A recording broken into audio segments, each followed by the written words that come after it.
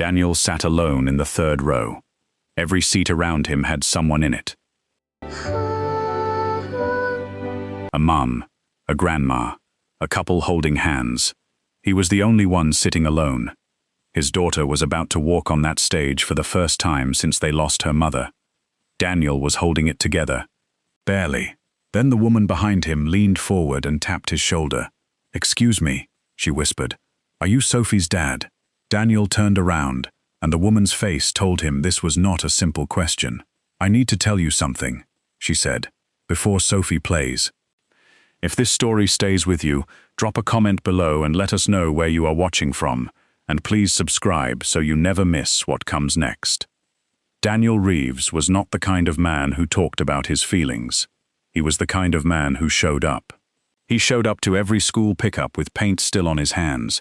He showed up to every parent-teacher meeting with a notepad he never wrote in, and he showed up to every one of Sophie's living room recitals, sitting on the couch with his arms folded and his face doing the thing it always did when she played, the thing he could not control and had long since stopped trying to. Tonight was different.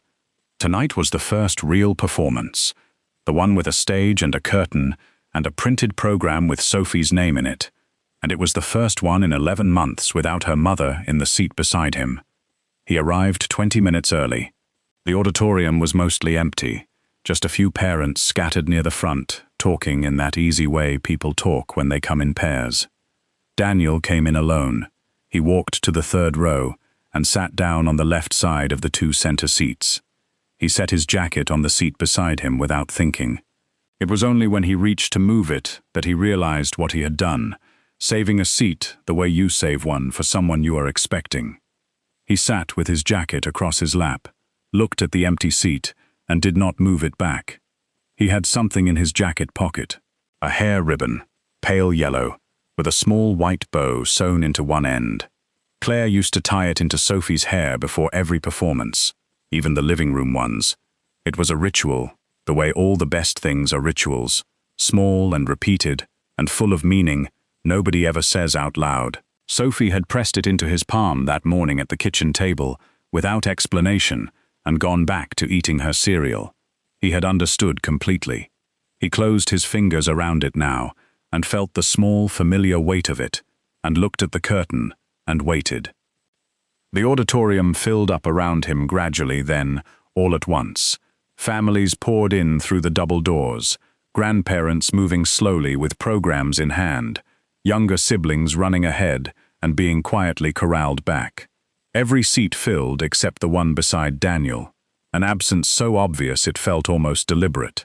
A man 2 seats down glanced at it once and then looked away, the polite instinct of someone choosing not to ask. Daniel was grateful for that.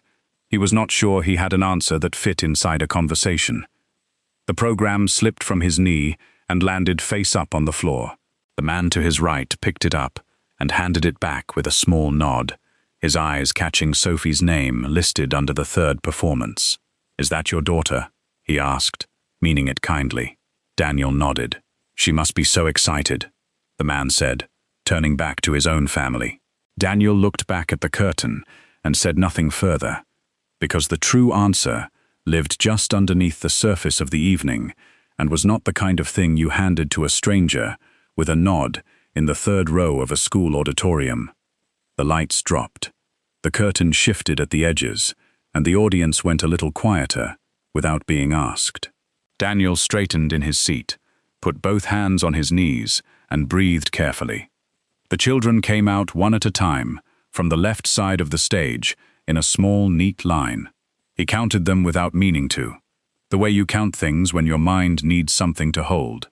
4 children, then 5.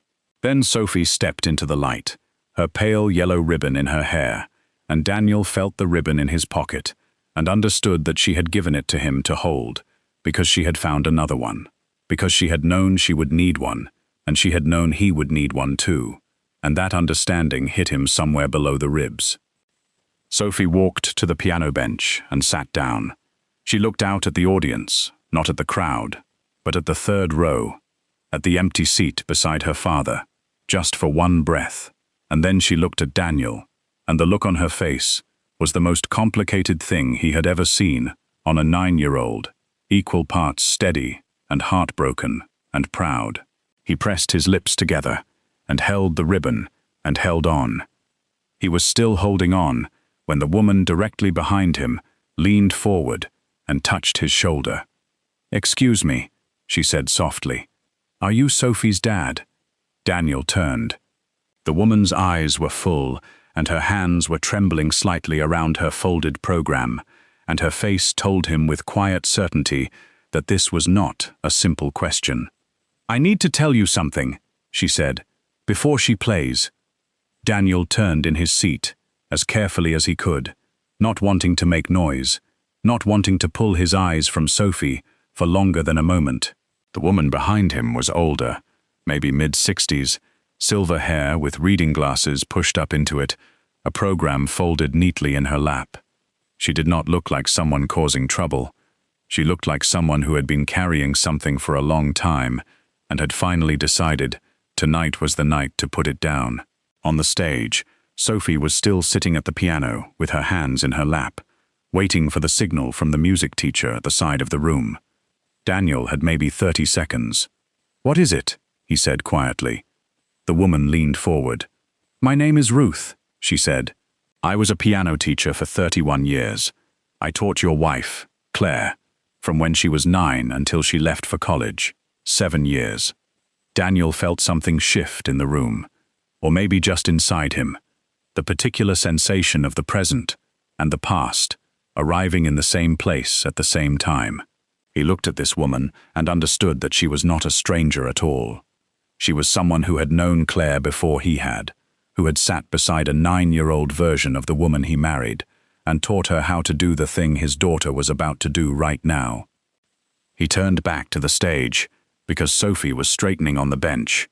"I didn't know Claire had a piano teacher," Daniel said quietly. "She didn't talk much about her childhood." Ruth made a small sound behind him, something between understanding and recognition. "That was very much Claire," she said softly. On the stage, Sophie placed her hands on the keys, and the auditorium went the particular kind of still that only music can make. Every breath held, every program lowered, the whole room leaning forward without knowing it was doing so. Sophie began to play. Daniel had heard fragments of the piece for 3 months through the closed living room door, but hearing it whole and live was entirely different.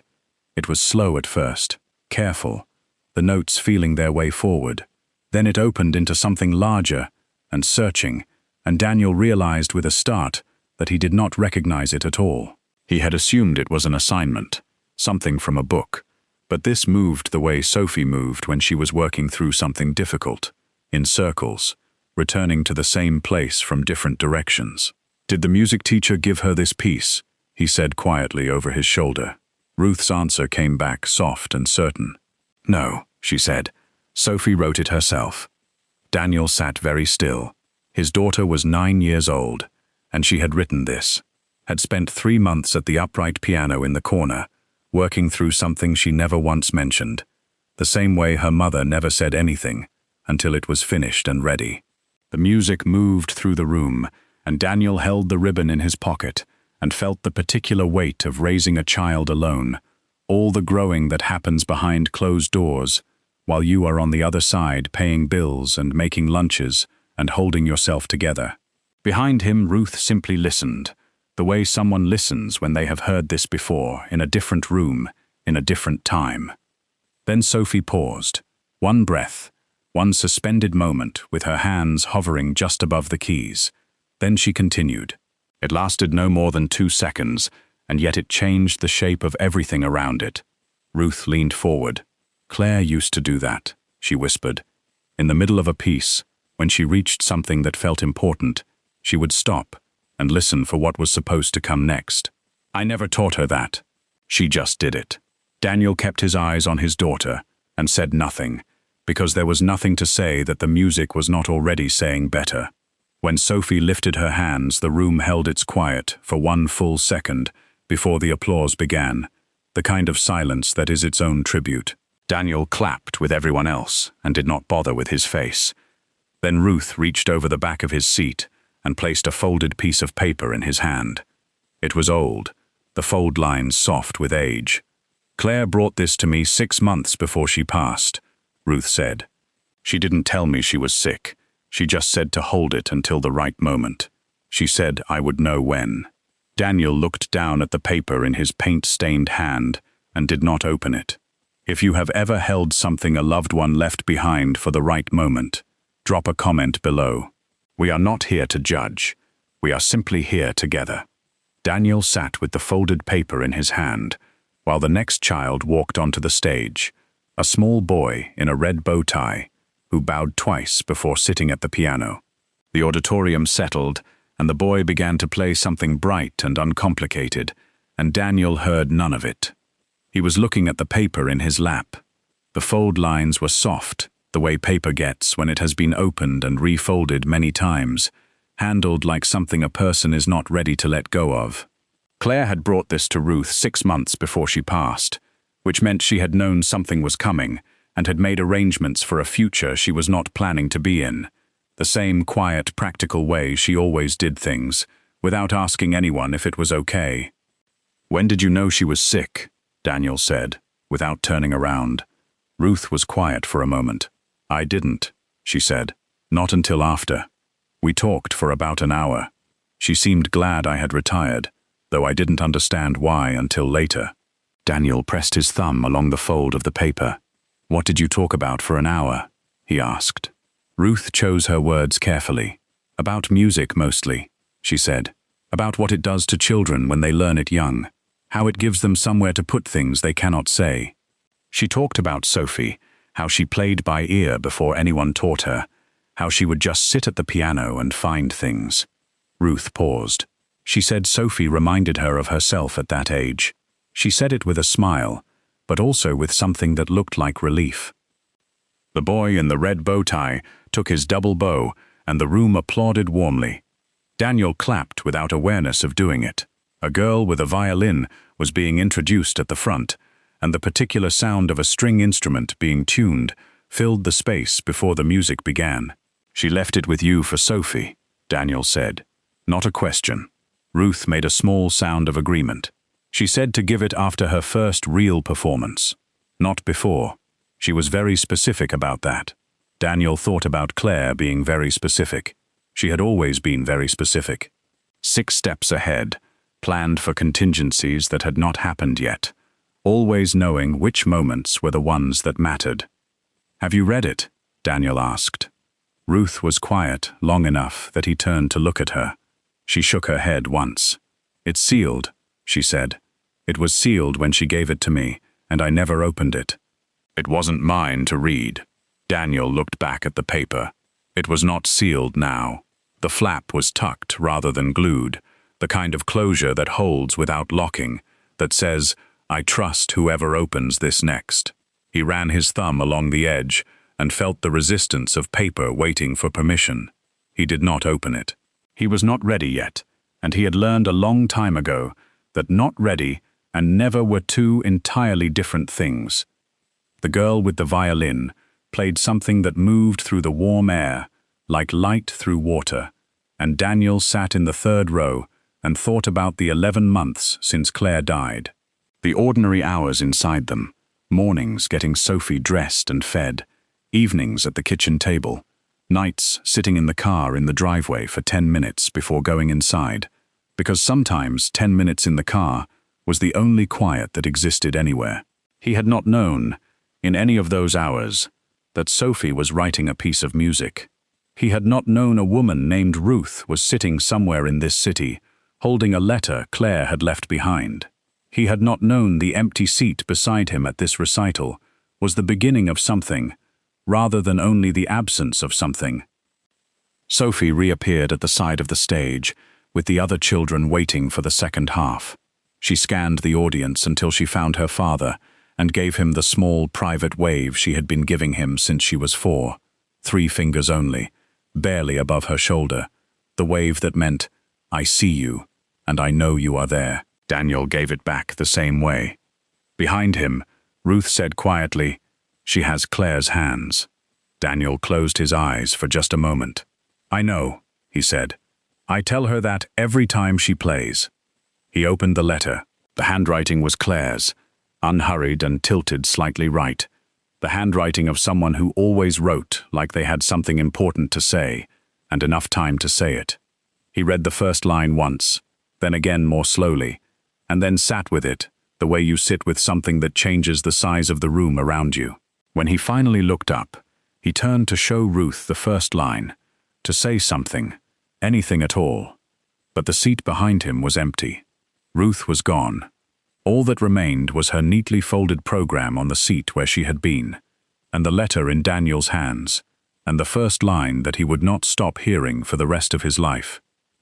The first line of the letter read, "If you are reading this, then Sophie just played something beautiful, and I was there for every note."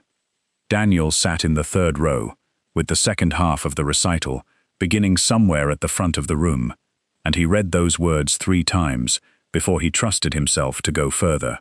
11 months of mornings and evenings and nights in the driveway, 11 months of learning how to be both parents at once, while only being one person, and Claire had found a way to be in the room anyway. He pressed the back of his hand against his mouth for a moment, and breathed, and then continued reading. The letter was 2 pages, written on the front and back of a single folded sheet. Claire wrote about Sophie first, about watching her sit at the piano at 4 years old and pick out a melody by ear, 1 finger at first, and then 2, the look of total concentration on her face. Claire wrote that she knew then, not that Sophie would become a musician, but that music would be the place Sophie returned to when the world was too loud or too quiet. She wrote that she wanted Daniel to know this, so he would understand what he was protecting when he protected the piano, the space around it, the time inside it. Then the letter turned. Daniel felt it happen the way you feel a piece of music shift keys, not a sudden break, but a gradual leaning.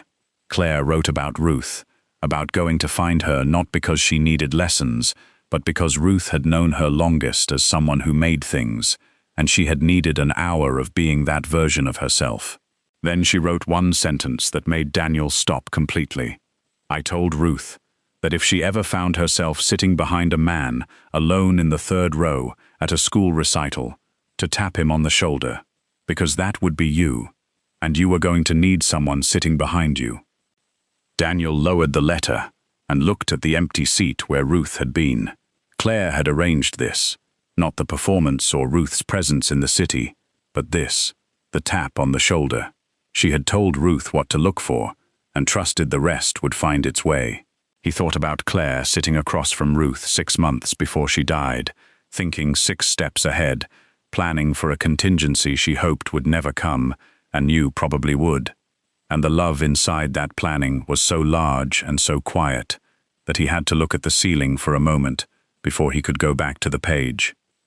Sophie came off the stage at the end of the program and found him still sitting in the 3rd row, the letter in his hand. She stopped when she saw his face, the way children stop when they sense something has happened. "Daddy," she said. He opened his arms, and she walked into them. "There was a woman sitting behind me," he said. "Her name was Ruth. She knew your mum when your mum was your age." Sophie was quiet a moment. "I know," she said. Daniel pulled back to look at her. "She came to my school last month," Sophie said. "She heard me at the autumn concert. She said she had something to give us, but needed to wait for the right time." She looked at the letter. "Is that it?" Daniel looked at his daughter, 9 years old, and entirely unsurprised, standing in her best dress with the yellow ribbon in her hair, and felt something loosen in his chest that had been tight for 11 months. He read her the last paragraph, right there in the emptying auditorium. Claire had written, "I know you are going to be fine, both of you, not because it will be easy, but because your father is the kind of man who shows up, and you are the kind of girl who finds the music, no matter how quiet things get. Keep playing. Keep showing up. I will be in the seat that feels empty." Daniel tied the yellow ribbon around the folded letter and put it in his jacket pocket. Sophie took his hand, and they walked out into the cool night air together, and neither of them spoke for a while, and that was exactly right. Some things do not need words around them. Some things are complete exactly as they are.